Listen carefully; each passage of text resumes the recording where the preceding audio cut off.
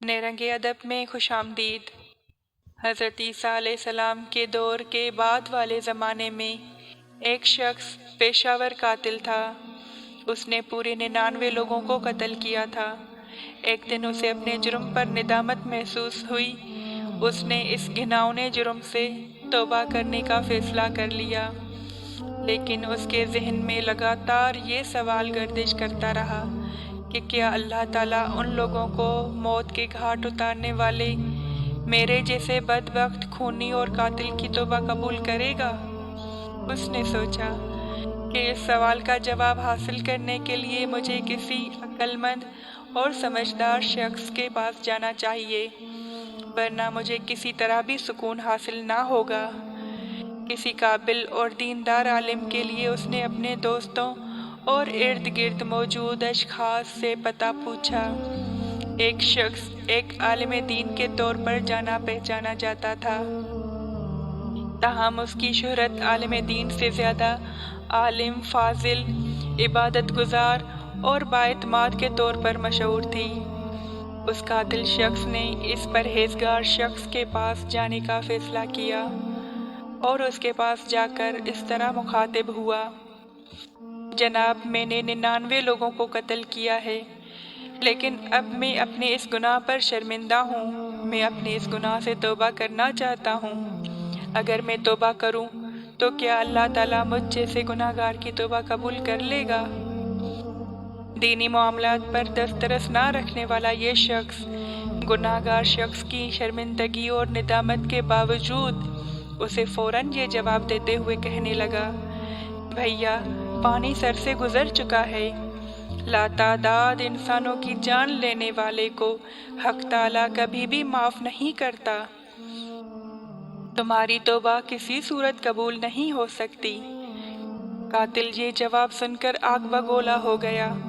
उसकी आंखों के सामने अंधेरा छा गया।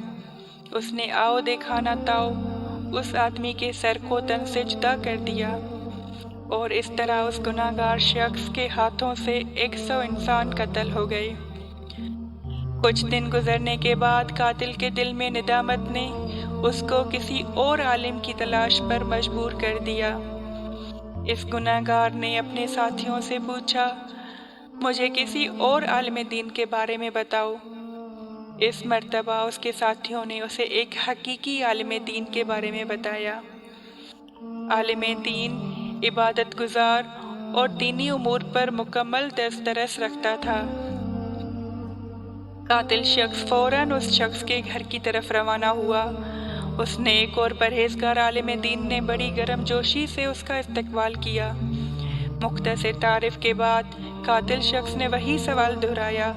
आलिम दीन ने कातिल शख्स की निदामत और शर्मिंदगी की गहराई को भांपते हुए बड़ी तसल्ली से जवाब दिया, ए मेरे बच्चे, हमारा रब बड़ा गफूर और रहीम है। वो हमारी तौबा कबूल कर लेता है।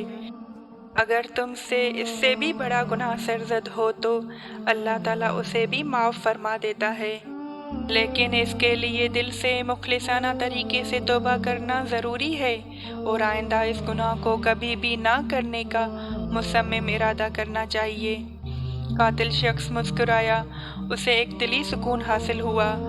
इसी दौरान आलिम दीन ने उस शख्स को सदके दिल से तौबा करने की नसीहत करते हुए कहा, याद रखो, तौबा करने के बाद अपने तौबा के कौल पर अमल करते हुए अपनी सब बुराइयों को सदके दिल से तर्क करना लाजमी है, क्योंकि वो जगह, वो अमल तुम्हें फिर से वो गुनाह करने की तरगीब देते रहते हैं और इस तरह इंसान दोबारा उस गुनाह का मुर्तकिब हो जाता है।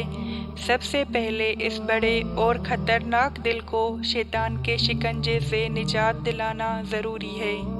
इसलिए तुम्हें एक जगह जाने का मशवरा देता हूँ। तुम उस जगह जाओ, वहाँ पर इबादत गुजार, परहेजगार, बाइखलाक और बाअदब लोग रहते हैं।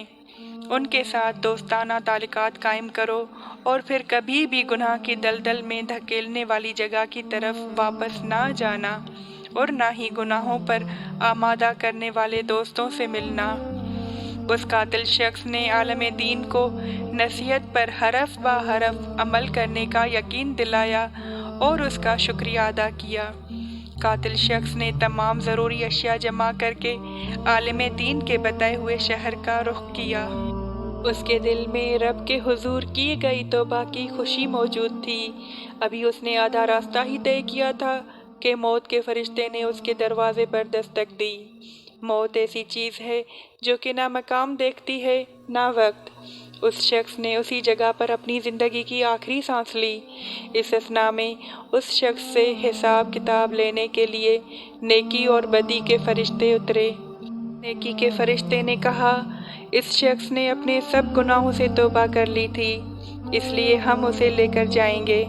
نیکی کا فرشتہ بالکل صحیح کہہ رہا تھا، لیکن بدی کا فرشتہ یوں مخاطب ہوا، نہیں، اس شخص کا ہمارے ساتھ جانا ضروری ہے۔